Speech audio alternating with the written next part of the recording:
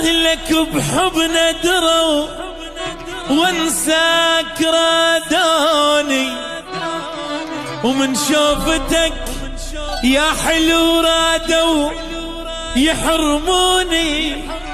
هزني الحنين وصحت باسمك وسمعاني، قالوا بعد لا تجي من الدرب من عالي. خلوني وسط الجمر وبنار حرقاني، بس انت ظل مطمئن ما تحترق صورتك لو حرقة وعين.